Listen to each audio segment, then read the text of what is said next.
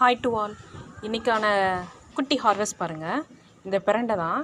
இந்த பிரண்டையில் நம்ம எந்த பார்ட்டை மட்டும் எடுத்து யூஸ் பண்ணலாம் அப்படின்னா, இங்கே பாருங்கள், இந்த கொழுந்துன்னு சொல்லுவோம்ல, இந்த குட்டியாண்டா இருக்க ஃபஸ்ட்டு ஒரு கணு இருக்குல்ல, அதை மட்டும் தான் எடுக்கணும். அதுக்கு கீழே இருக்கிறதெல்லாம் எடுத்தால் ஹார்டாக இருக்கும். இங்கே நார் இதில் நிறையா இருக்கும். ஸோ அதெல்லாம் நம்ம எடுத்தோம்னா நம்மளுக்கு நாக்கு அரிக்கும், அதில் இருக்க என்சைம்ஸ்லாம்.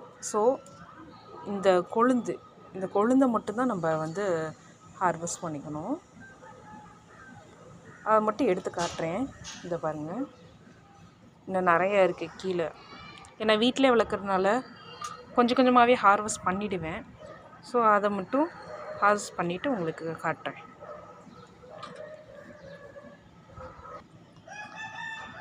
அவ்வளோதான். இது எதுக்குன்னா, கொஞ்சமாக துவையலுக்கு யூஸ் பண்ணிக்கலாம். அப்படின்னா கொஞ்சோண்டு வெள்ளைப்பூடு குழம்புல இதை யூஸ் பண்ணிக்கலாம்.